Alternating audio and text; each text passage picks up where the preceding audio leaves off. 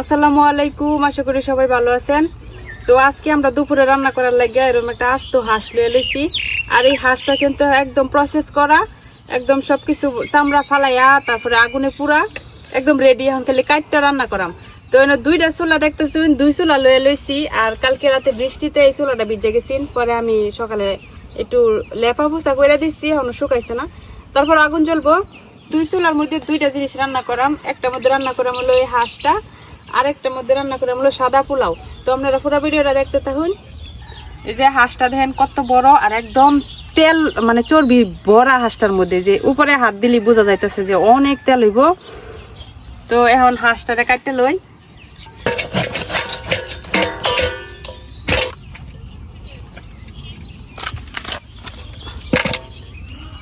এই যে কলিজা গিলা এগুলা। এই হাঁসটাও কিন্তু আমার বোনে পাঠাইছে গফরগাঁও থেকে, এলে কিন্তু হে একদম প্রসেস করে পাঠাইছে।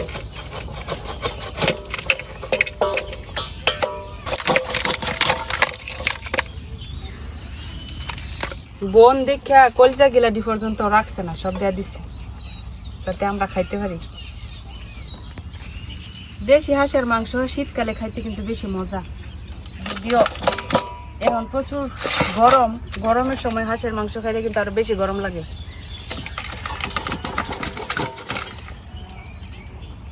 এখন সারা বছরই খায় মাসে গরু হাঁসের গোস্ত খায়, তো কিন্তু শীতকালে হলো মজা বেশি, কারণ তৈলাক্ত জিনিস শীতের সময় খাইলে হাঁস শরীর গরম থাকে।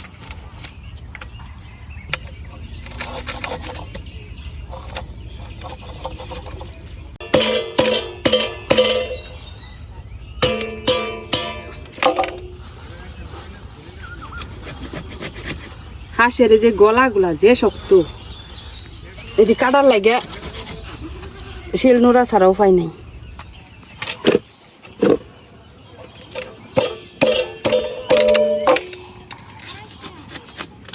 খুব সহজে কাটলাম।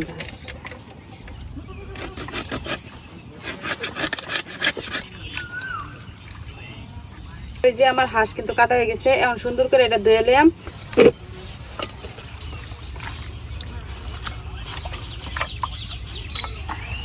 গিলাটা তো কাটছে না।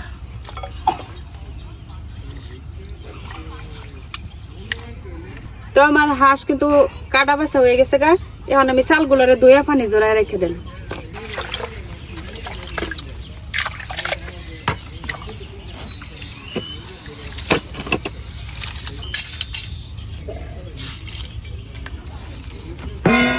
চাল আর হাঁসের মাংস কিন্তু আমার সব রেডি হয়ে গেছে। এখন আমি একবারে সব মশলাপাতি বাইটে লইয়াম, যাতে রান্নাটা তাড়াতাড়ি হয়ে যায়। এখন আমি জিরা লয়ে লইছি, জিরা বাইটে লইয়াম।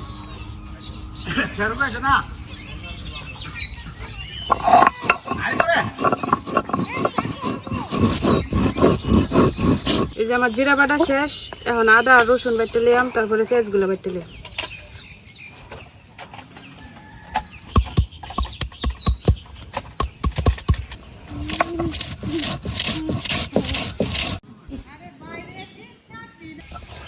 আদা রসুন বাটা হয়ে গেছে, এখন খালি পেঁয়াজগুলো বাইটে লইয়াম।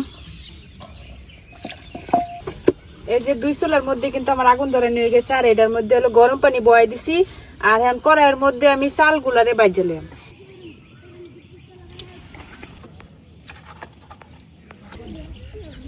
এখন চালগুলা দিয়ে দেব।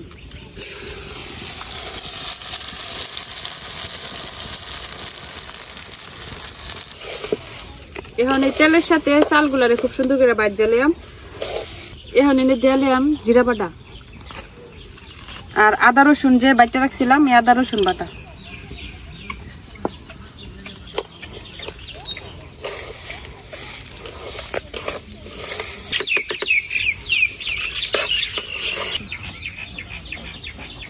একটু লড়াই চালাইয়া এখন দিয়ে দেব হলো পেঁয়াজ বাটা।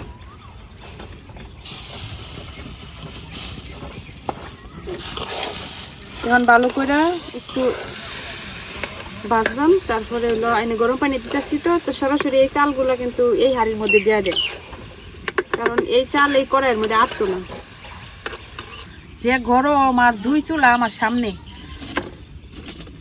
দুপুরের সময় রান্না করাটাই অনেক কষ্ট। বিকালে রান্না করলে এত কষ্ট হয় না। তো আমার চাল কিন্তু ভাজাভাজি হয়ে গেছে গা, এখন হলো গরম পানির হাঁড়ির মধ্যে দিয়ে দেন।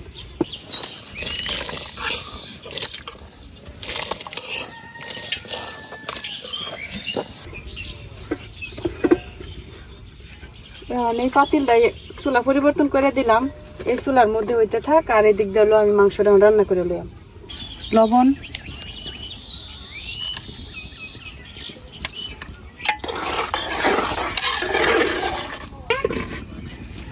এনে আমার পোলাও কিন্তু বয়ে দিছি, এখন হলো আমি মাংসটা রেডি করে নিলাম। তো আজকের এই হাঁসের মাংস কিন্তু আমি একবারে মাহাইয়ে বয়ে দেব, ভাগার টাকা দিতাম না, একবারে মাহাই দিয়ে বয়ে দেব। তো এই যে মাংসটা দিয়ে দিলাম,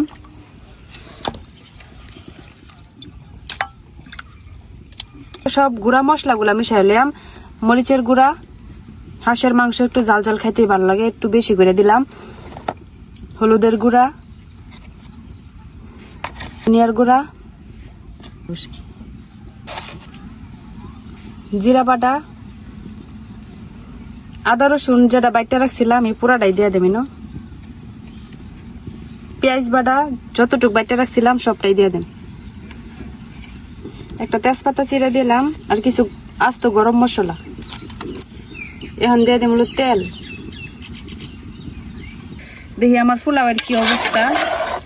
তো এই যে এখন কিন্তু আমি খুব চড়া আগুনে এলো পোলাওটা বলক তুলে নিলাম, আর এই সুযোগে কিন্তু পানিটা অনেকটা কমে যাবো। পোলাওর মধ্যে কয়েকটা আস্ত কাঁচামরিচ দিয়ে দিই। হাঁসের মাংসের মধ্যে কিন্তু সব মশলা দেওয়া হয়ে গেছে, এখন এটা সুন্দর করে হাত দিয়ে মাখাইলে।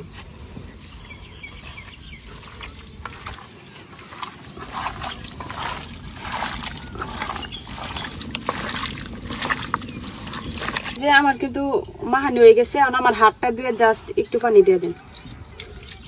এই যে আর কিন্তু কোনো পানি দিতাম না, এখন এটা সরাসরি বয়ে দিই চুলার মধ্যে। এখন ঢাকা দিয়ে কষাইয়াম। পোলাওয়ের পানি কিন্তু টাইনা গেছে, এখন পোলাওয়ের থেকে আমি আগুন কমাই দেই।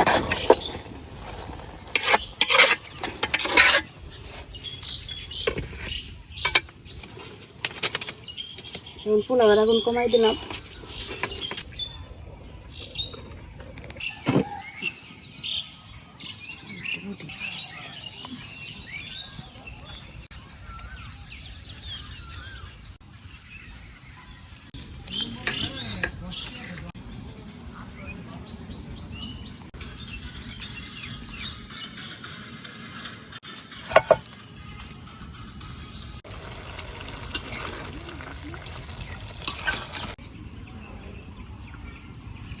মধ্যে কিন্তু তেল ছাড়া দিছে, এখন আরেকটু পানি দিয়ে মাংসটা আরেকবার কষাই নিয়ে, মাংসটা যদি দুইবার কষাই নেই তাহলে কিন্তু তাড়াতাড়ি মাংসটা সিদ্ধ হয়ে যাবে।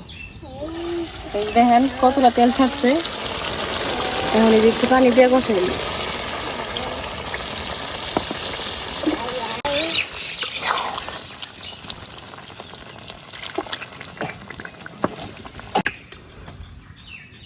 এই যে এখন ডাইকে জাল করে নিলাম। মাংসটা একেবারে সিদ্ধ হয়ে গেছে, এখন একটু ঝোল দিয়া দিলাম।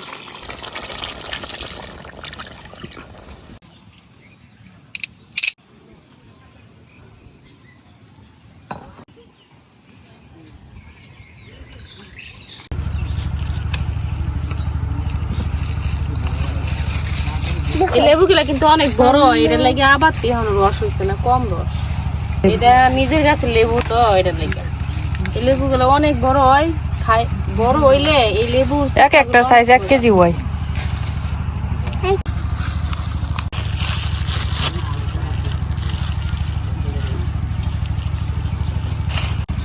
এই যে আমার তরকারিটা কিন্তু একবার হয়ে গেছে। এই যে পোলাওটা কিন্তু আর একটু আগেই হয়েছে, কিন্তু এখন আমরা নামাই নাই, চুলার মধ্যে রাখা দিচ্ছি। কিন্তু চুলার মধ্যে রাখা দিলে একটু ভালো হয়, নরম নরম হয়। দেখেন আমরা যে পোলাও রাঁধছি এটা কিন্তু অনেক জোর জোর হয়েছে, ঘরের চাউল, তারপরেও কত সুন্দর হয়েছে, গ্রানও বাড়াইছে অনেক সুন্দর। এখন নামাই নিতেছি।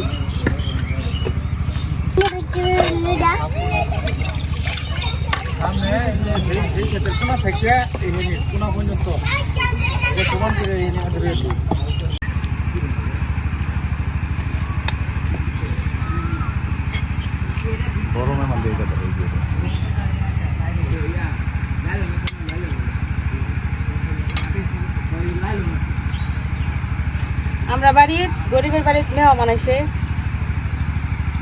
মেহমানের লাগে আজকে সামান্য আয়োজন। অবশ্য মেহমান নিজেই হাঁসগুলা নিয়ে আইছে।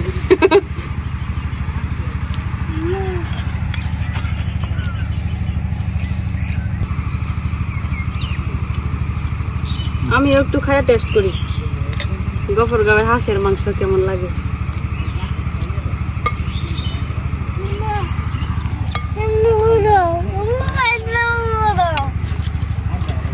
সেরকম স্বাদ। গরমের মধ্যে হাঁসের মাংস কেমন লাগে?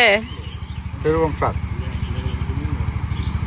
আমার ভিডিওতে প্রায় কমেন্ট আসে যে খাওয়ার আগে বিসমিল্লাহ বলবেন, মানে বিসমিল্লাহ আমরা আস্তে আস্তে বললে অভ্যাস, মনে মনে মানে এই যে ভাত মুখে দিলাম বিসমিল্লাহ, মানে এটা মুখ মনে মনে বললে ফেলাই, লেগে জুড়ে শোনা যায় না, আর আপনারা ভাবেন যে আমরা বিসমিল্লাহ বলি না।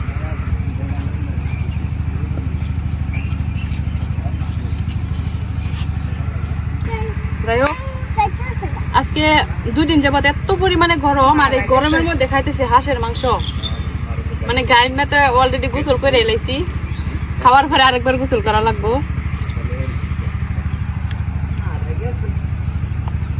তাও আবার খাইতেছিল গরম গরম, মানে আমি মাংস ধরতে পারতেছি না, এত গরম। মাত্রই নামাইছি চুলা থেকে।